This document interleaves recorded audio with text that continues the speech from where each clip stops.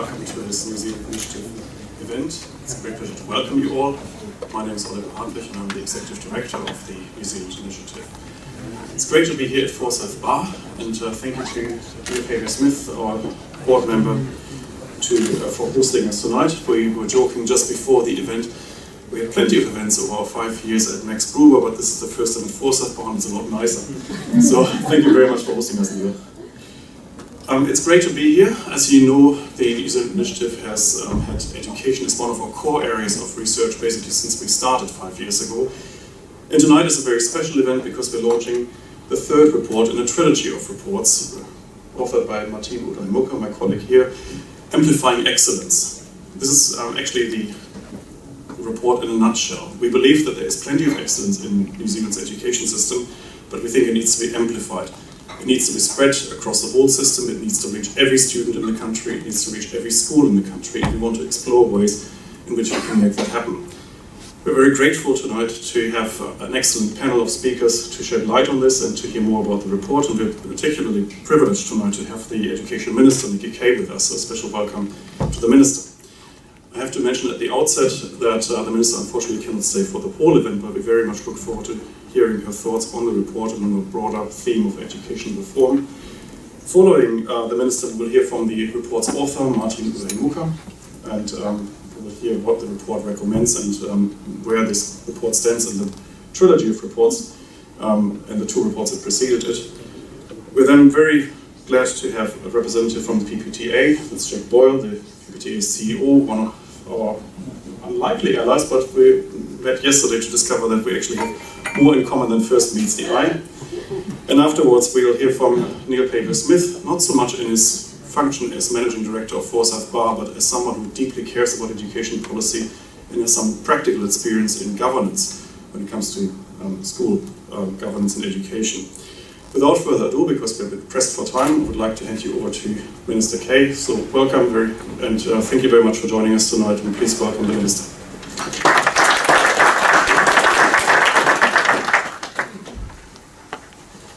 Tēnā koutou, tēnā koutou, tēnā koutou katoa, kia rana, namaste, ni hao, good evening. Firstly, can I just acknowledge all of you who are in the room. I sort of said to people, whether I've been in schools or in businesses, I consider that I do have the best job in New Zealand. It is incredible to get up every day and know that my job is to try and make the greatest amount of difference, but the reason that I love my job is I meet so many New Zealanders that care about education, and so thank you very much for what you do. I don't know all of you in the room, but can I also acknowledge we've got Nicola Willis, national candidate, who's here as well. Jack, can I acknowledge you for what you do? I sort of said at the outset when I became Minister, look, I am not an intensely ideological person. I grew up in a family of swinging voters. I've been very careful not to say swingers. And from my perspective, you know, I'm very much interested in the policy. I don't think I grew up, as I say, in that particularly ideological model.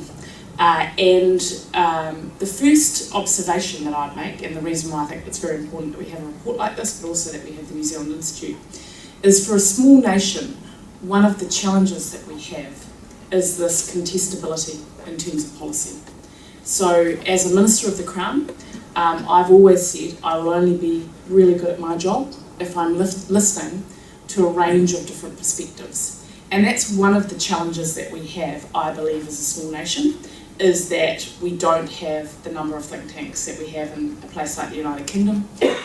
That was part of my background. Before I came home, I was working in local government, but also Transport for London, in the policy area, and it was sort of a smorgasbord in terms of having that contestability of advice.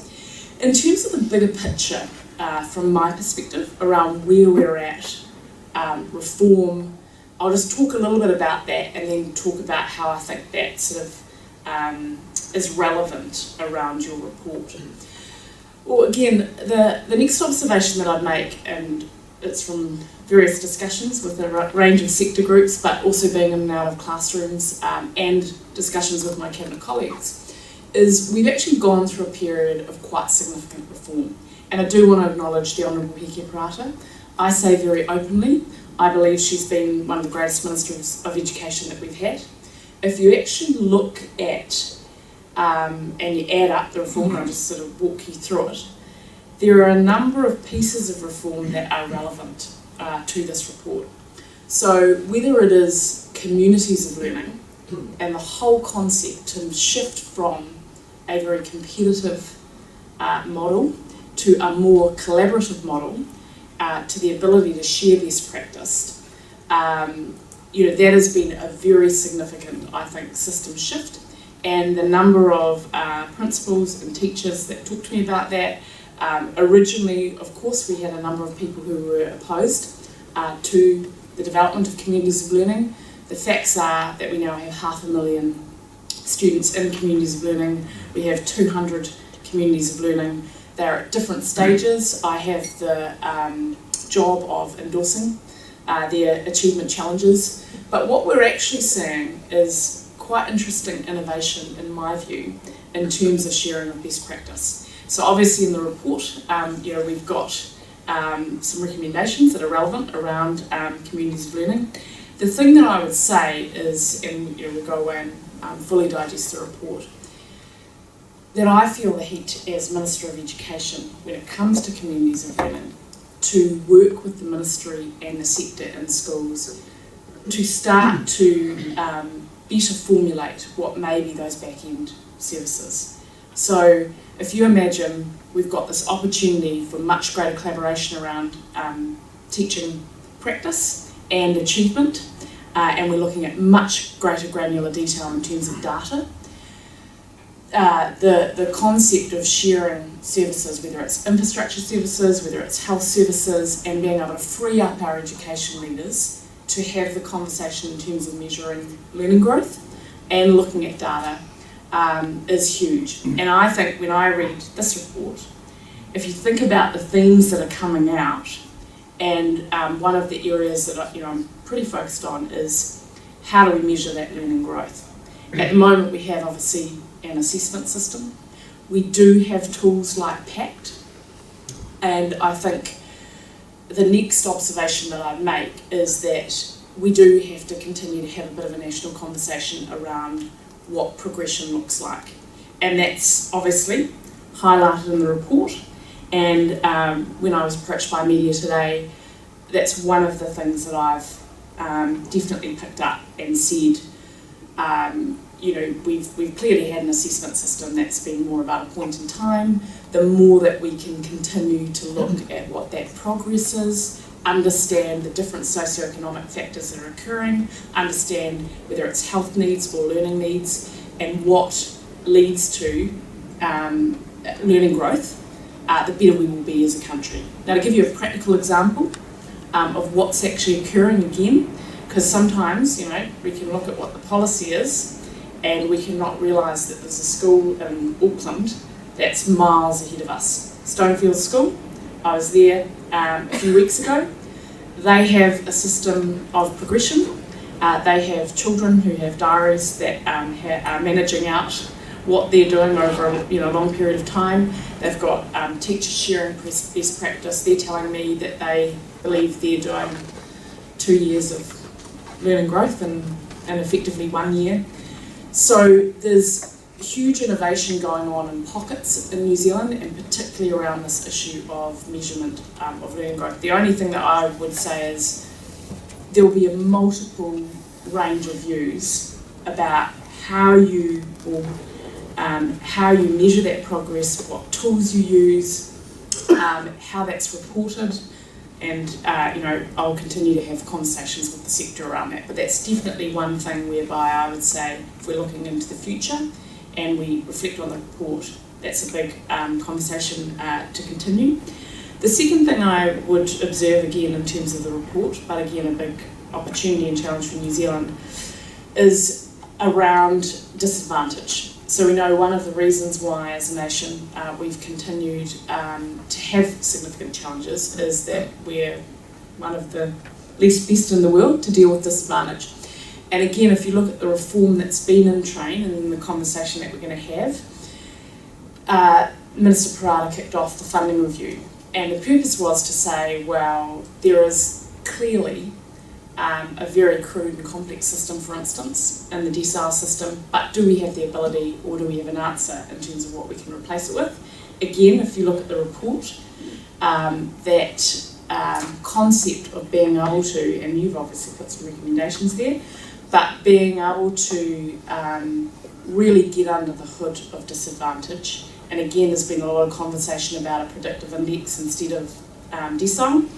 I think is going to be an important national conversation to have. We do have a lot of data. Again, we're better placed than ever before as a result of the government's IDI and investment in the social investment framework to be able to understand what's actually going on. But my observation would be, and again, reflecting on the report, that we're still fragmented.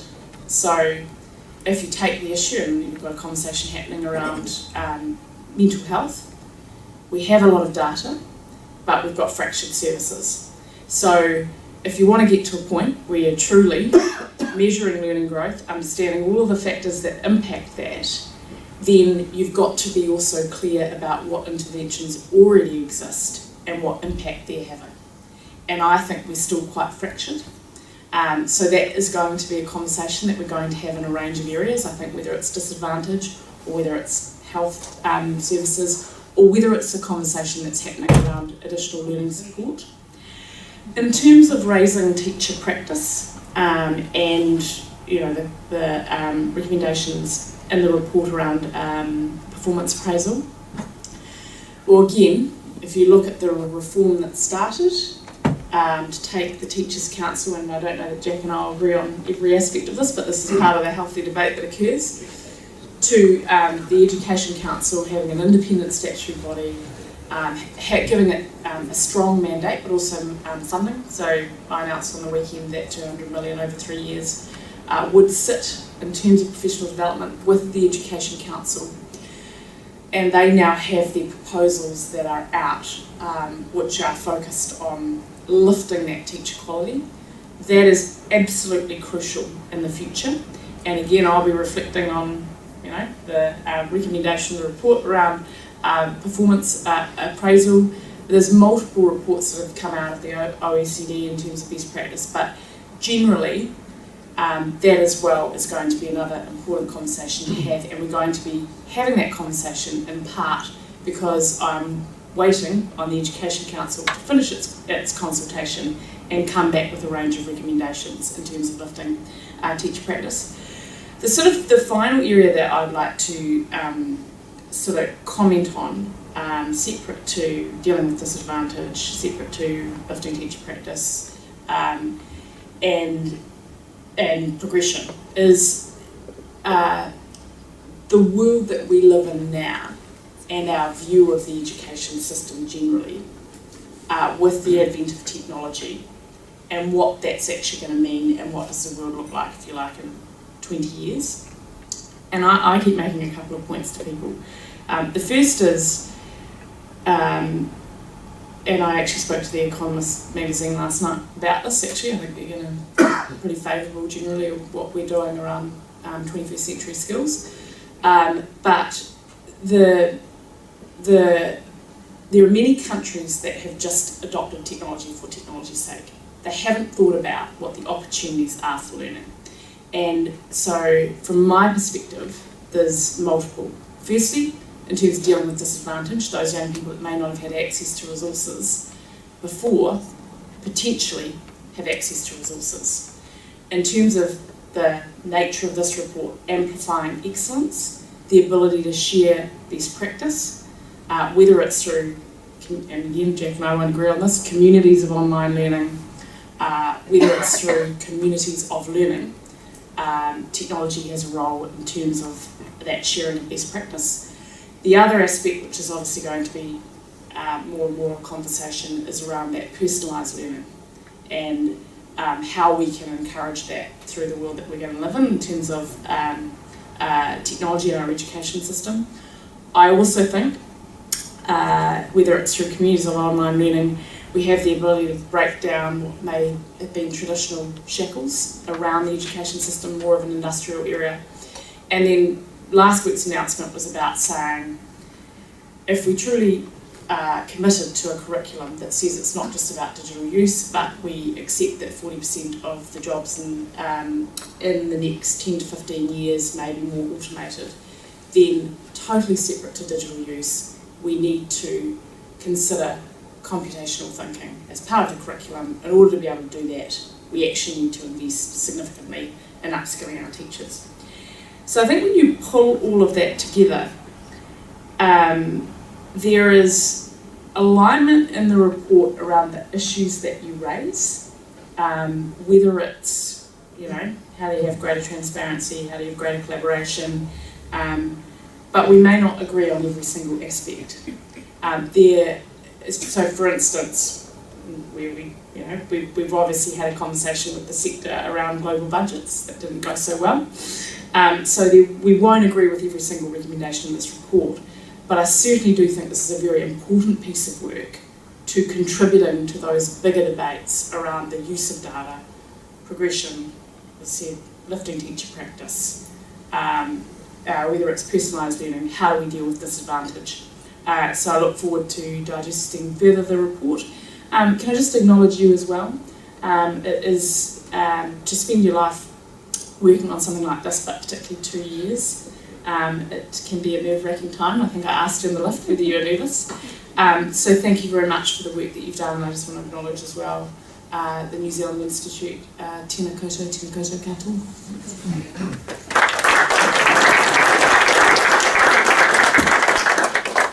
Thank you very much, Minister Kay, for your kind words about the initiative and also, of course, about the report that we're launching tonight.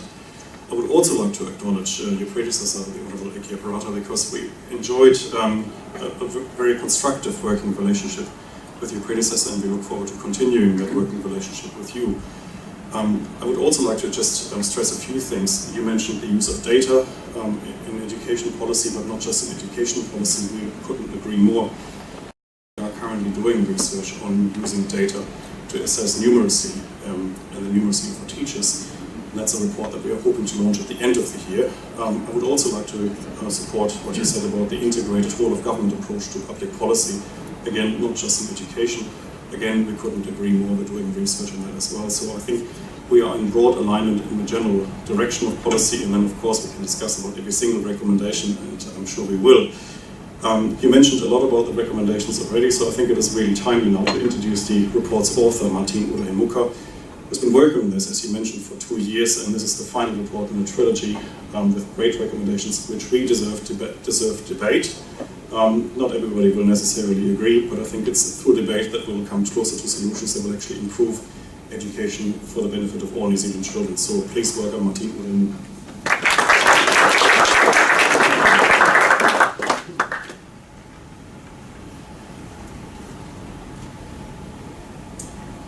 Good evening, everyone, and thank you for joining us for a conversation I hope will be timely, robust, and insightful for all of us here. Thank you, Minister, for your comments and for your time here tonight. And as Oliver mentioned, we couldn't agree more with what you've said today, and we look forward to more conversations with you and dialogues as we as we're committed to finding solutions to the challenges that you mentioned. We do acknowledge a system that works very well for most of its students, but we also know that there are many policy settings that can make these challenges, these benefits a little bit more challenging to scale down more widely, and that's what this report is about.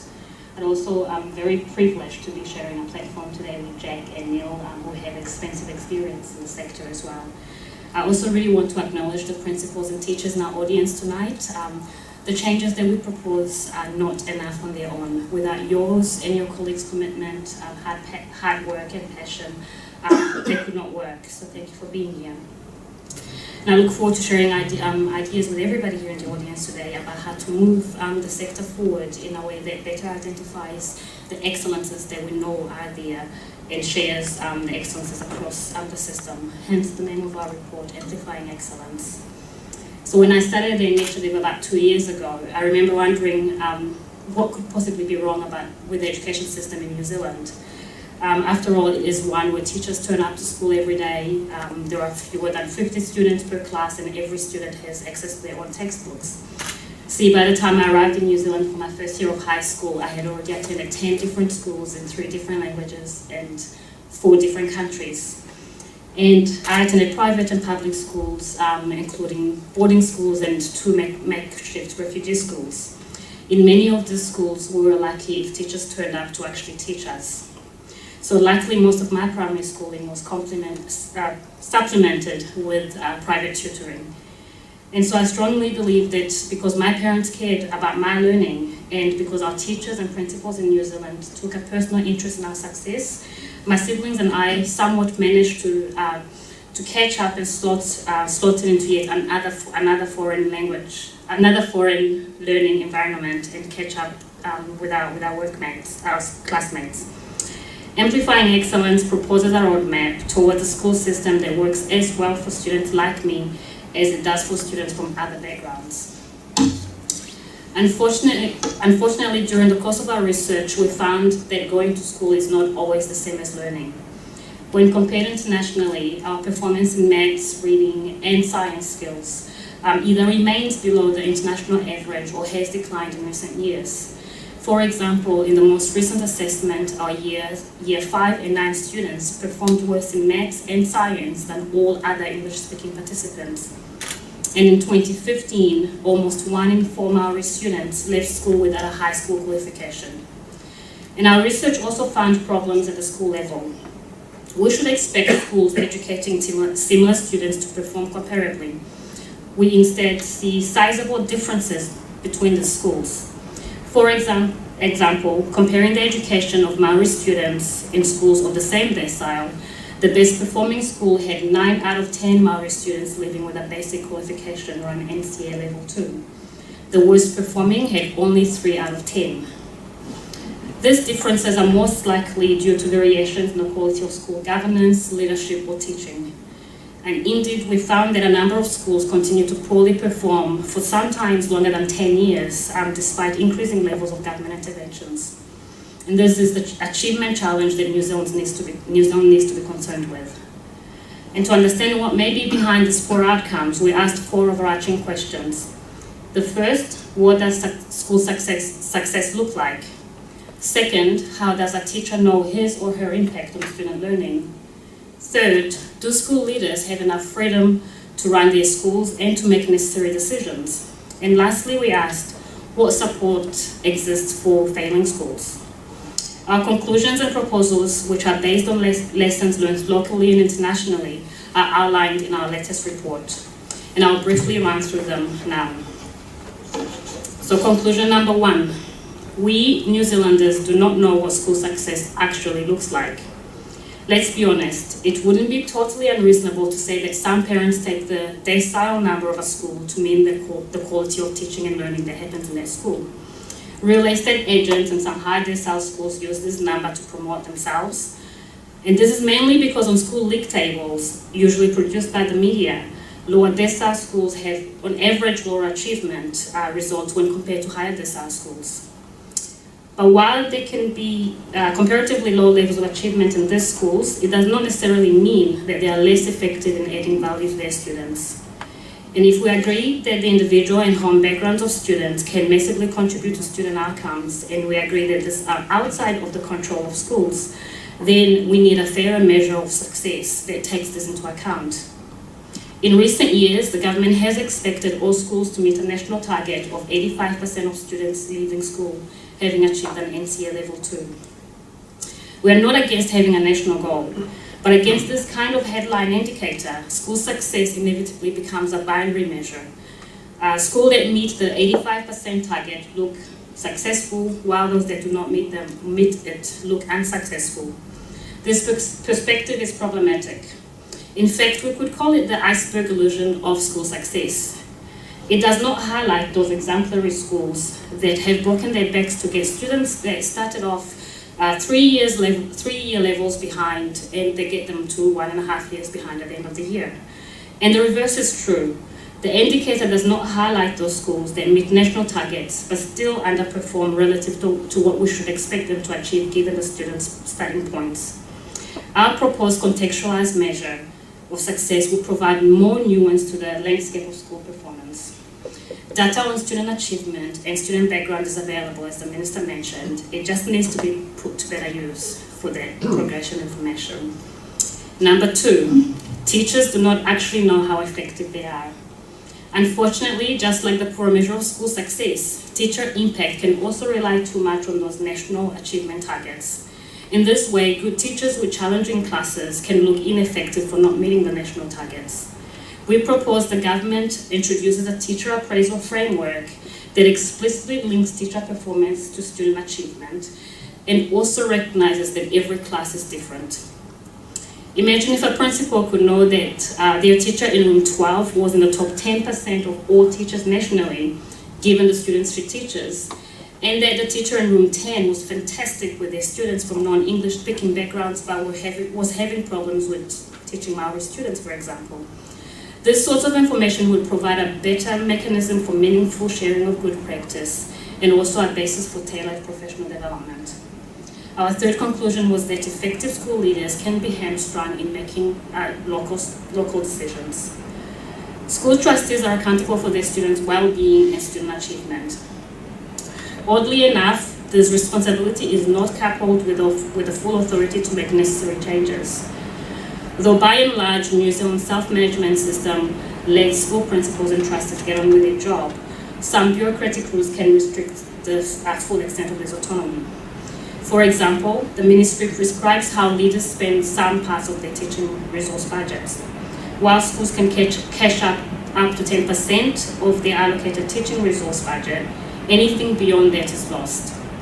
This setup gives little reward for efficiency and little room for innovation. Effective school leaders wanting to experiment can thus be hamstrung. So we propose that the leaders who have consistently demonstrated that they are effective with their students be given total freedom, including total budget autonomy to run their schools. If we trust school leaders to run complex organizations such as schools and hold them to account for results, then they necessarily need matching authority. And finally, for some schools, failure has become business as usual. While thousands of school leaders do a brilliant job with their students and run their schools effectively, a minority have failed to do so. In 2015, the Education Review Office found 105 schools in this category, and a third had failed to improve within 12 to 24 months. Some had failed for almost more than a decade, despite ministry and government interventions. And so we propose that the Ministry and the Education Review Office more systematically evaluate the interventions that they put into schools to determine what works and what does not for which kinds of challenges. And quite importantly, we urge the government to be pragmatic in finding alternative solutions when their interventions have clearly not been effective.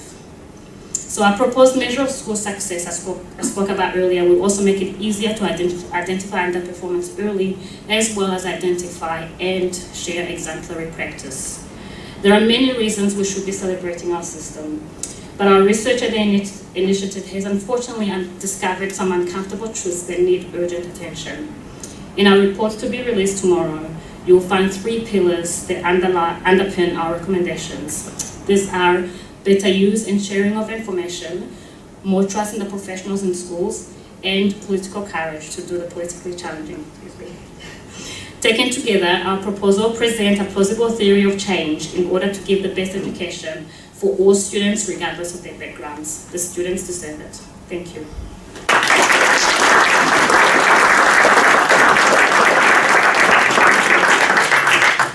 Thank you, Martine, and congratulations on your report. I know it's a long time coming, 2 years, 3 reports, but I think all the effort has now paid off, and we've got a really great, solid piece of work that I think will have an impact on New Zealand's education debate. I would now like to invite Jack Boyle to give the PPTA's comments on the report. Ka tangi te titi, ka tangi te ka tangi hoki kau.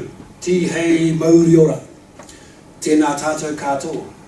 Martine, nā mihi mō tō mahi. Minister, nā mihi nui mō tō manaaki, mō tō aroha. Tēnā koutou. So that little introduction there speaks of multiple voices. And I think that's probably a good place to start. Oliver introduced me as an unlikely ally. Perhaps that's because teacher unions are often positioned as either apologists for poor teachers or anti-government ratbags. And we're not. So thank you very much for inviting me to the launch of your report. I'm sure as friends and allies, you understand we have an obligation to speak the truth. So, please don't expect me to be a sycophant, but I will start with a few bouquets. As a teacher, over the last 12, 13 years, you look to reward. So, thank you for recognising and acknowledging what we call out-of-school factors on student achievement. It's great that we're no longer having this debate in our society. Schools and teachers do make a huge difference. But the evidence shows that what happens in a child's life before they start school and in all of the hours in the day where they're not in school has a significant, perhaps the biggest impact on their learning. We are also very pleased that the New Zealand Initiative are keen to look at improvement rather than just raw achievement data. This is great. It's the growth and change in students that matter most in terms of the impact of schools and teachers rather than meeting arbitrary benchmarks. And thank you, Minister Kay, because you have set that direction of travel in the short time you've been in this role. However, there are a few areas where I'm a bit more cautious. Let's call them areas of attention. First, there is no problem with the quality of teachers in Aotearoa, full stop. Anecdotes are not evidence. There may well be teachers who are not yet supported to be the best that they can be.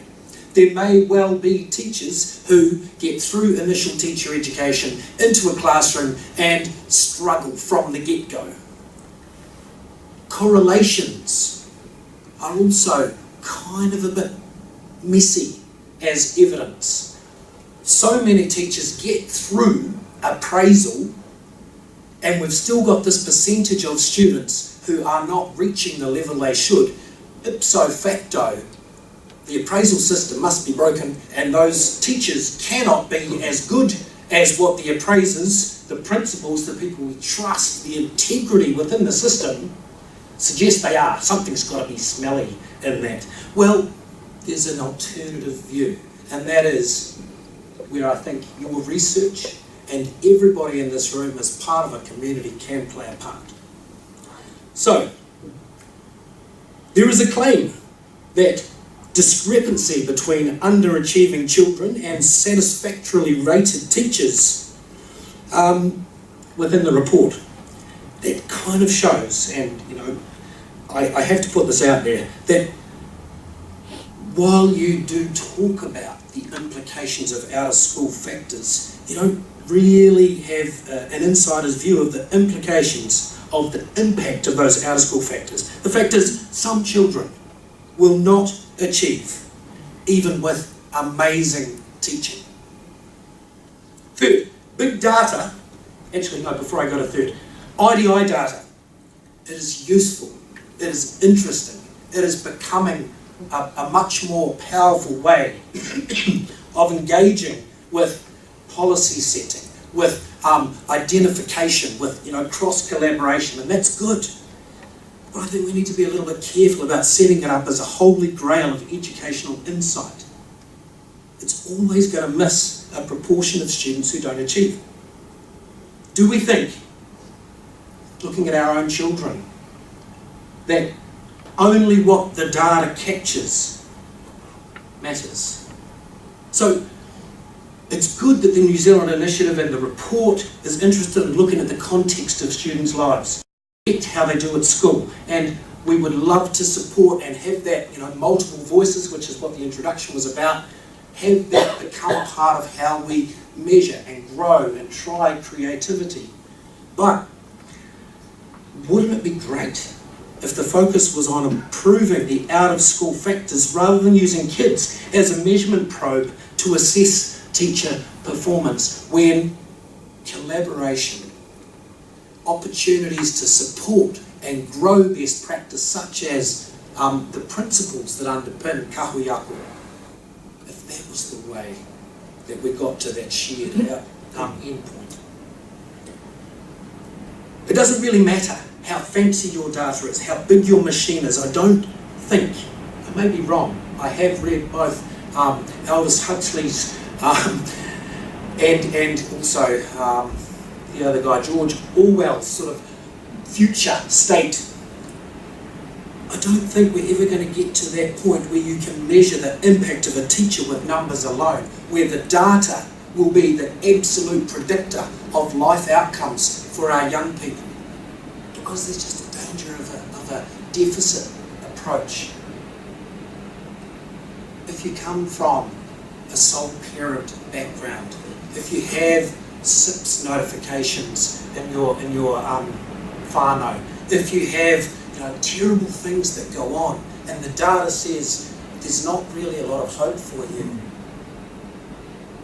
I kind of don't want to be part of a society where that becomes the be-all and the end-all. And I don't think that the 18,000 teachers who I represent want to be part of that society. We all need to work together to actually say, data, starting point, is not the sole determiner of where you're going to get to. And I have to acknowledge, in the short time you've been here, Minister, you've made that so clear to everybody within the system. And Martine, I think you've done a fabulous job of identifying that very issue. So why don't we work together? As an overall grade, some of the arguments in the report seem to rely on an outsider's perspective on what happens in schools.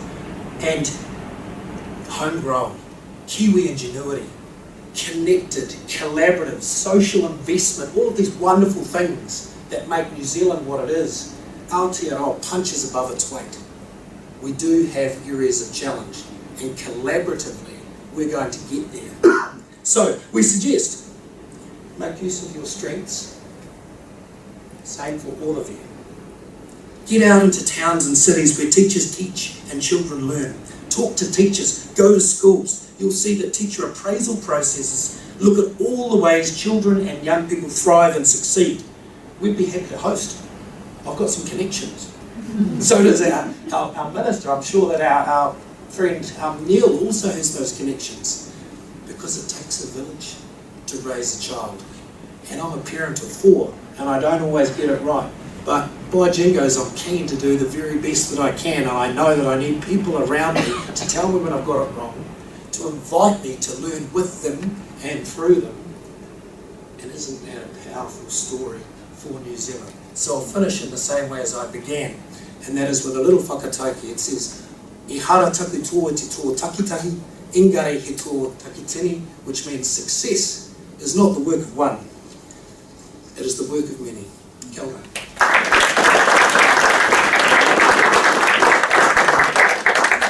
Thank you very much, Jack. That was a great speech, and I was thinking of the famous Humphrey Bogart line, listening to you. This is the beginning of a beautiful friendship. Or at least a constructive dialogue. You mentioned you're a father of 4. I think we have another father of... Yes. So we're hearing from Neil Paviour-Smith, the Managing Director of Forsyth Barr, and our host tonight. So thank you very much again for hosting us. But primarily we're hearing from someone who's been involved in managing schools and caring deeply about our country's education. So please welcome Neil Paviour-Smith. Thanks, Oliver, and welcome everybody. This is a bit daunting for me because I run Forsyth Barr. That's what I do, but I care deeply about education, and I'm a room full of experts, not just on the stage with me, but also in the audience. But Oliver asked if I would speak to the report with my co-presenters, all from a direct personal experience perspective. And I do that not just as a father of 4 children and with a big vested interest in the sector, but also from personal experience. I went to Naino College. It's a failing school, right? But I had some inspiring teachers who got the best out of me, and I always remember that. And it's, I think, motivated me to give something back. I've been on the school board for 10 years, 8 of which have been chair. We're the only school in the central south of the North Island to be in a 5-year error review based on an error report last year. We're very proud of that achievement. Our principal, Sally Barrett from Waitstown School, is here. So, and let me tell you that there are some themes in this report that ring very, very true. I would commend this report for what I would consider from a practitioner's point of view to be really practical and effective recommendations. These are not advocating massive system change and billions of dollars, but some real and practical recommendations that I think are very worthy of consideration. There's a huge focus on fixing failure in schools. A lot of money, a lot of time, a lot of intervention on those schools which are in that bottom percentage, whatever that is, and rightly so. But what about the ordinary schools and the ordinary teachers? What could be done around there? And I think this is where this report, when you get to read it, and I'd strongly encourage you to read it, it's written in a very easy way if you're not an academic sort of person.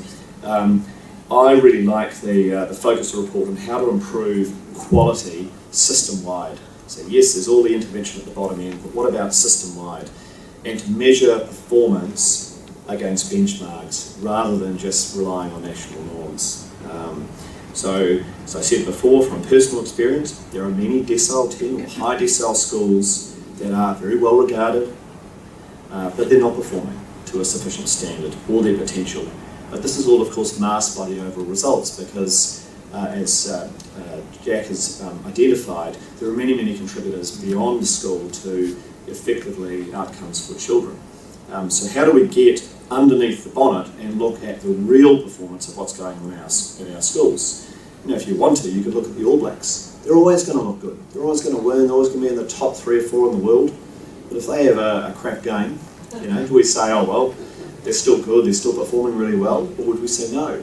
Relative to what we expect their performance to be, then it should be better. And that's what this report identifies. And it advocates the use of data to provide us. So I really commend the report's focus on assessing achievement results from similar communities as a driver, which is one of the principal recommendations here, because decile rankings and NCA results on their own can mask good and bad performance. I'm hugely supportive of the power of data and evidence because it gets you away from subjectivity, I have an opinion on this, and all the interest groups and so on and so forth. Data doesn't tend to lie. You may not like it, but it's real. And I note the report's conclusion that well-performing schools, based on Martine's research, conduct detailed analysis of student achievement and what their success factors are, whether they're academic or outside the school. I think, and from a board's point of view, I think a lot of boards spend far too much time on finance and property and playgrounds and all that kind of hoo-ha, and not enough on reviewing student achievement. And that's the primary purpose of a school. So I'm very, very supportive of availing information from IDI, which is Integrated Data Infrastructure, if you are wondering what that meant, which I learned when I read this report. I didn't even know it's there, it exists. It's fascinating. And I was so envious when I saw it. I said, give me this information, please. So the ministry has this, and I think providing this information to schools and to boards would be very powerful. It's quality information. It's relevant information. It would enable a contextualised measure of performance to be developed by the ministry. Provided to the schools, this could be the basis for boards and principals to measure actual performance against predicted or expected outcomes. It could require accountability through the endless work. I don't know where all the stuff ends up that school boards do and principals do on annual plans and charters. Huge effort goes into that. How about bringing some accountability into that? This could be reviewed by Euro as part of their cycle of reviews of schools. It would be private to each school. There are no league tables that get created when a school gets provided with its own data set. I know there's a lot of concern about league tables, and if we're getting rid of decile systems and so on, fantastic, but providing information like this to each school would be powerful.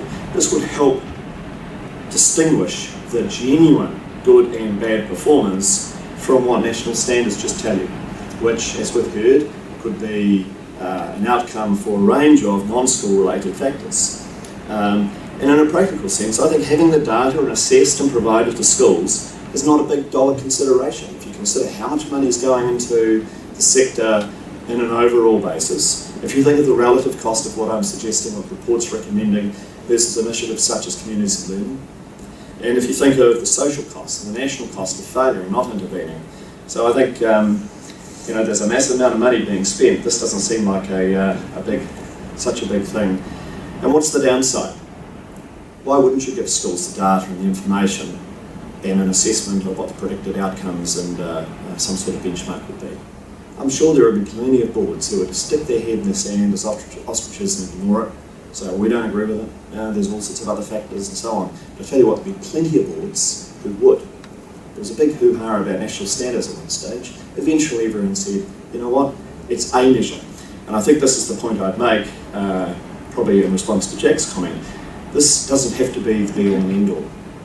The education sector loves assessment. It's like you do the children's own assessment, PAT tests, EASTLs, so on. You don't rely on one test. So this is one way, it's another form of assessment, and I think that's something that should be really strongly considered, is the power of data and information, particularly to those stakeholders in schools, the parents, who genuinely care and volunteer their time and want the information, want to know, is the principal telling me what's actually going on or not, and so on. I think this also links to the second point I make. I think ERO do a fantastic job. The reason I think that is because most schools fear ERO turning up. They act in trepidation and fear, and I think that's fantastic. It's probably like companies where the auditors are turning up. When my principal said, great, 5-year review, I said we should ask them to come back in 3 years. We want that external assurance, the external verification of how we're going. The role of ERO in all of this could be quite powerful as well. The third, fourth and fifth recommendations in the report focus on teachers, and I appreciate it's a sensitive area. I like the concept that data could be used to measure the performance of teachers using some of these predictive data tools. A measure, not the measure. How effective is this teacher relative to other teachers with similar students in other types of similar situations? Teacher appraisal could incorporate this analysis into the overall process. It could help identify who are genuinely the best teachers. It could identify who are the best school leaders. And again, it's private to the schools. No external information, no league tables, no rate my teacher, all that kind of stuff. It could be, importantly, a key component of the feedback and development of teachers as you go through that appraisal process, like most workforces, most industries do. So I think that's quite a powerful tool. And I ask the question, would boards of trustees want this information?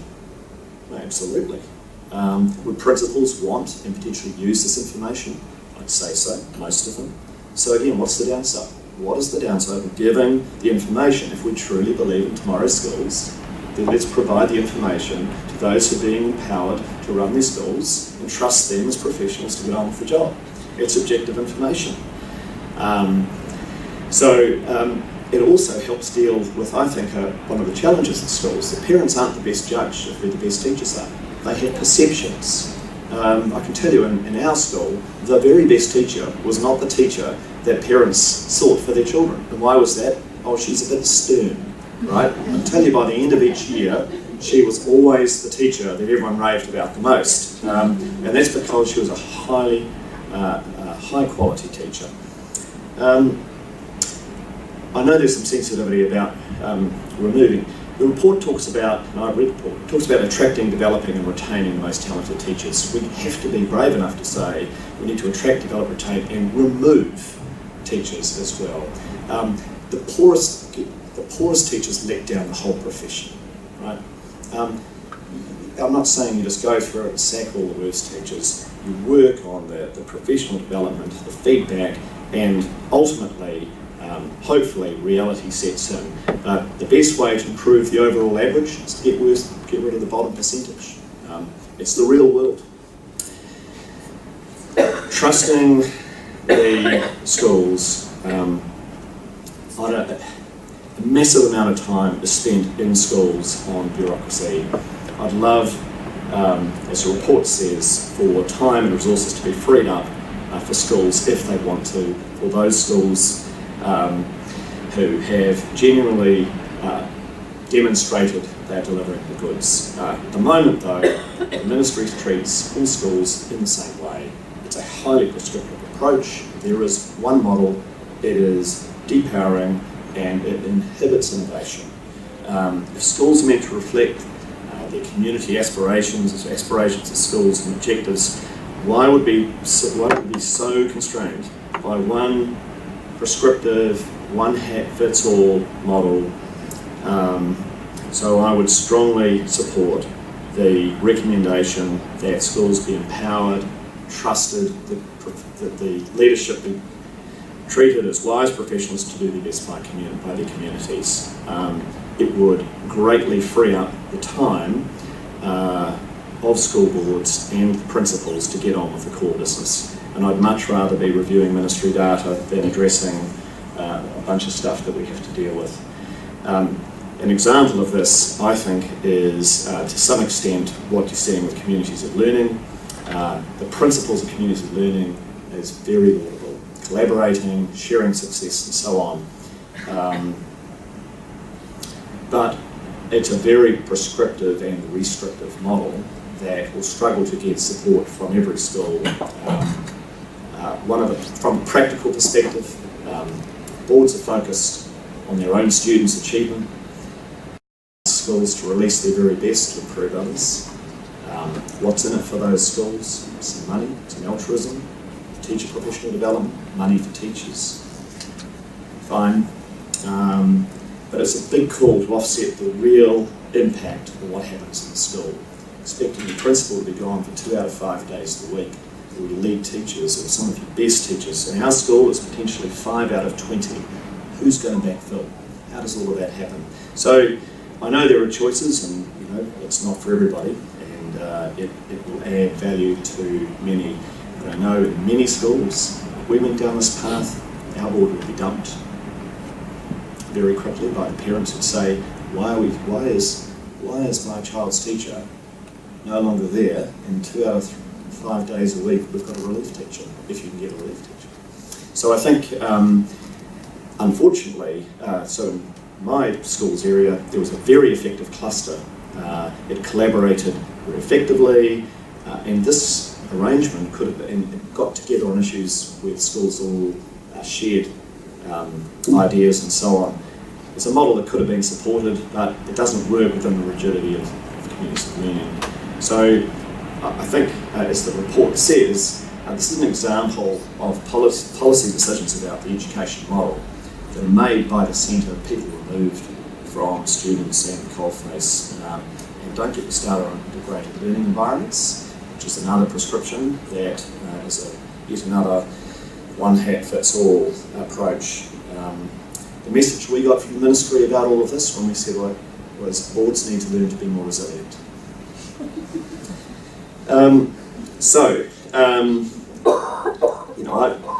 I say all these things very passionately, and I'm being very open. Speak the truth, I think I was told to do, and I've done that. I absolutely commend the report. I don't think the recommendations require a lot of courage, a lot of money. I'd strongly encourage getting on with it. I think they're practical, they can be genuinely effective. They won't be everyone's cup of tea, but for a majority of schools and school leaders, I think people will embrace these and get on with it. And at the end of the day, there's no harm in trying. There's a lot of other things that are being tried. So I'll conclude at that point, and thank you for coming, and on behalf of Forsyth Barr, you're welcome to stay and enjoy the refreshments and so on, and I'll now pass back to Oliver. Thanks.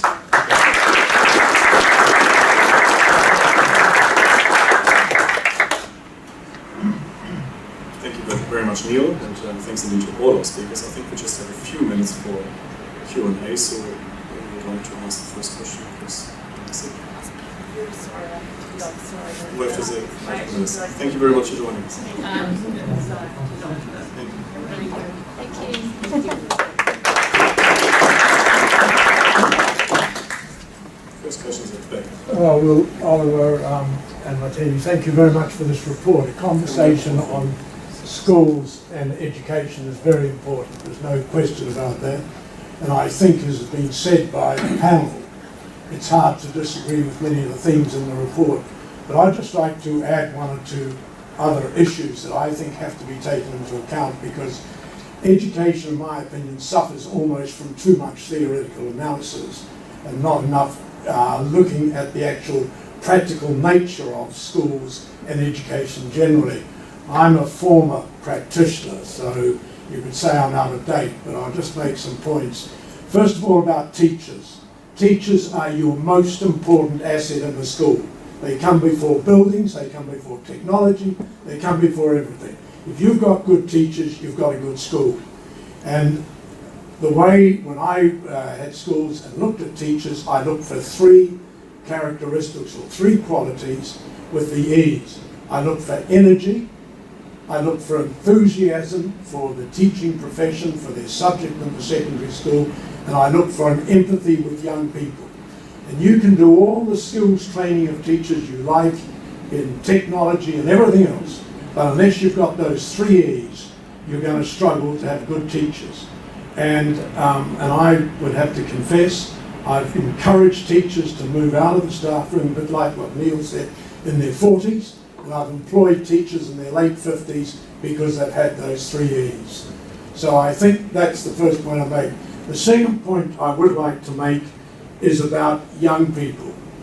And the most important issue, or the most important attribute that a school gives a young person is self-esteem, a belief in themselves and a belief that they can achieve. And to do this, schools have to, in my opinion, have a breadth of activities, both within the classroom and outside. I specialised, I suppose, when I was there, and it's a long time ago now, but in the adolescent world. And I can tell you a lot of adolescent boys don't enjoy going to school. But if there's an activity outside the classroom that they can find their place in the sun in, the classroom becomes a lot more palatable. But undermine all those other activities and they're just left with the classroom, and that for a number of them isn't sufficient. Self-esteem is what we've got to give them. And the last thing, I want to pick up a point that Jack made, and I think the others touched on it. The way that I've often expressed it in speeches that I've had to give, around every young person is a triangle. One side of the triangle is family, another is the community, and another is the school. The tragedy that we have at the moment, and I say this slightly reluctantly but not helped by the media, is it's easy to focus on the school because it's a very defined unit. But the community has enormous influence on young people growing up. Look at advertising, look at television programs, look at all these things. And family is still the place of first learning. So I totally endorse that. The inspiring teachers, the three E's. That's for Neil Paviour-Smith, whom I've known for a while. The point that Jack made surrounding every child is a triangle. And the school is just one part of it. It's an important part. In my opinion, it's copying too much blame when there are two other sides to that triangle. Let's try and strengthen all sides of the triangle. And the major asset in the school is that teacher.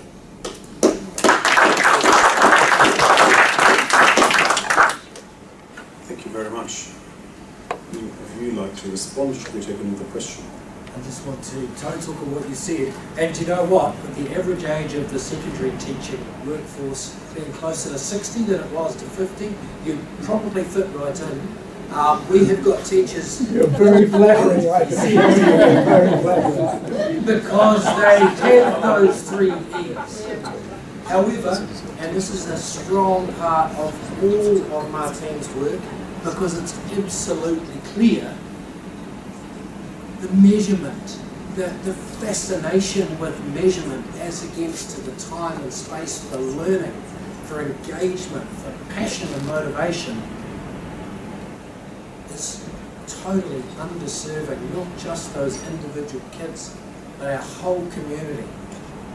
Our young people in New Zealand are assessed, high stakes assessment, 3 consecutive years.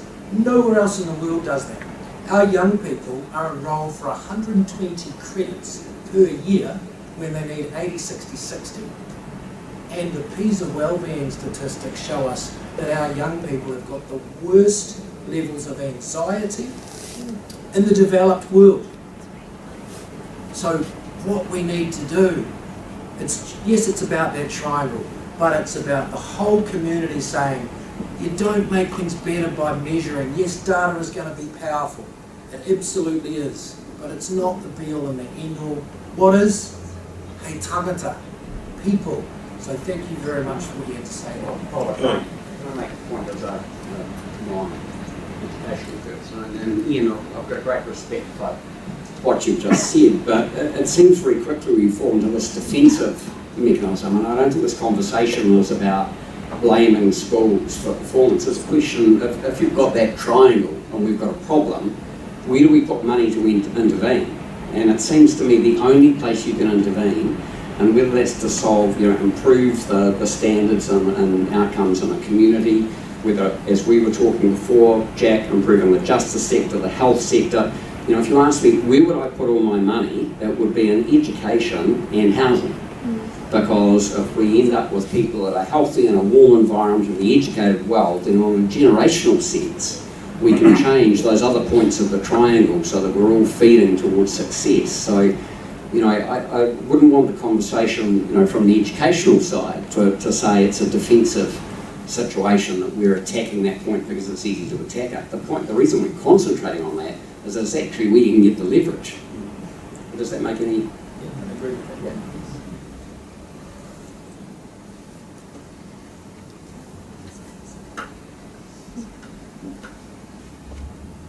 Good evening, Josh O'Rourke from Strategia.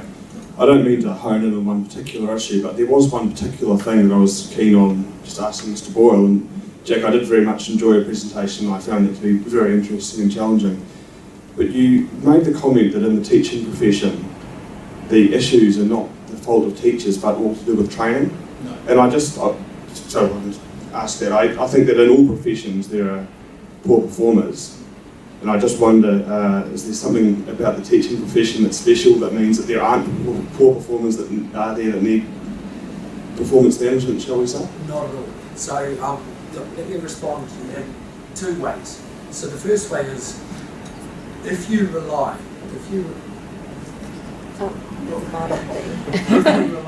on processes to identify where the areas of strength are, and processes to either have an opportunity to get better or pass on.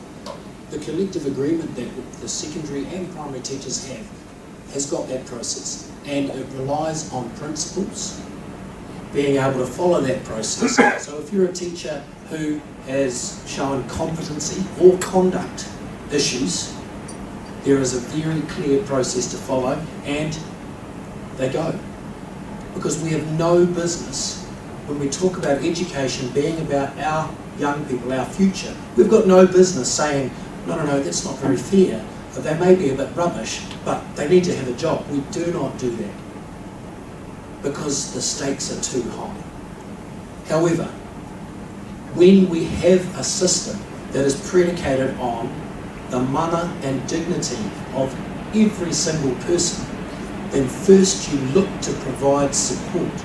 Now that is at the initial teacher education level, and that needs to be improved. It is at the level of ongoing professional learning, and that needs to be improved. It is also about taking back the professional autonomy that somehow, and I'm not quite sure where it started, but has been undermined by a fascination with what can be measured as part of whether or not you should be in that classroom. You do need to have assessment. The data thing, it's established, but that cannot be the be-all and the end-all. So, one teacher, 2 students. This student here thinks that that teacher is the best thing since sliced bread because they got me and they made that additional effort and they sort of contextualised the learning. And the other student, that teacher was rubbish and I hated them. and it's complicated, isn't it? So what do we do in order to ensure the best outcomes for those young people? It cannot be about, well, you've got the wrong sort of personality, there's been a complaint here, and I've just got to let you go. It's got to be about, look to support. What does great teaching look like? How do we get there? Initial education, ongoing education, supports on the things that can get better. Last year, out of 100,000 in the workforce, 21 people went through the conduct authority.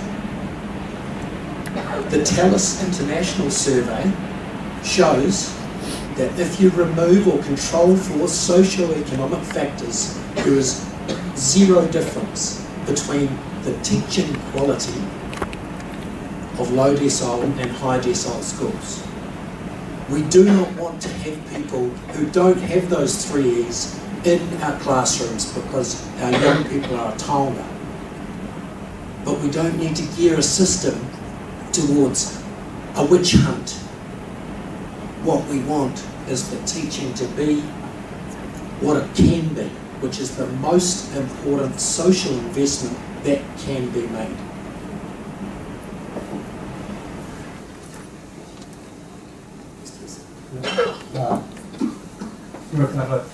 Jeff Johnson, Education Director at the Asian New Zealand Foundation. Very pleased to find myself and got right beside someone who's a 5-year review principal. I'm actually an ex-5-year review principal as well. So I'd like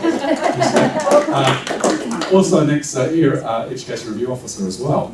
When I was at ERO, I pulled a supplementary review on Manura Intermediate. And they the leadership team here just won an award recently. And wonderful to see that turnaround. Something that I sort of think is missing a little bit from what I've heard today is about school leadership and the effect that a good principal and leadership team have on schools. And I would suggest that actually they make more of a difference in schools than individual teachers, in the sense, if you know what I mean. You know, if we're going to turn a school around, then if you've got good leadership, that will make a huge difference. Any sort of comments on that? Sure. Thanks for your comments here. Actually, we do acknowledge that leadership is really important. And this information that we do propose that should be provided back to principals, it would actually make principals not hide behind the data anymore. So all those ineffective principals and leaders and ineffective school trustees can't hide behind that data anymore, because you are looking at comparative data, you're looking at schools that are similar and that we should be expecting to perform comparably. If you provide that information, the principal should be able to see, actually, I'm actually not doing as well as I thought I was doing. I can no longer hide behind the data. So the school success method that we do talk about is about school leadership and school governance, definitely. So we do acknowledge that as well. Two things of tomorrow's schools that was given away was one, selection of principals, and two, appraisal of principals. I'm not suggesting that should change, but I think perhaps there's something in there about the quality of principals that we have and how it's determined currently may need consideration. From my experience, I totally endorse what you're saying. It's the most important decision the Board of Trustees will make is to hire and get rid of the principal. Secondly, a great principal will inspire teachers, just like any leader in any business setting.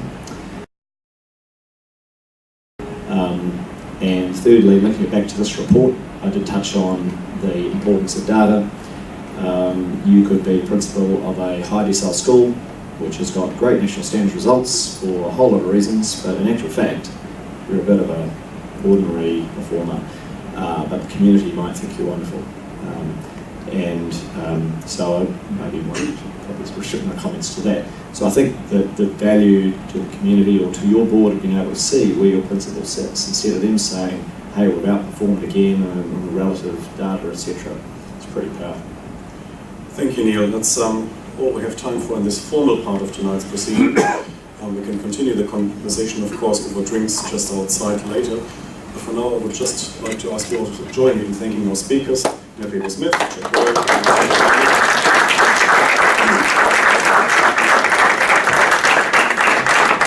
and once again, I would like to congratulate Martine on her great report, and I commend it to you all. You will find it on our website from tomorrow, and you will probably read and hear a lot about it over the coming days when we launch it to the media. Thank you again for joining us, and I hope to see you at the next event. Thank you. Good night.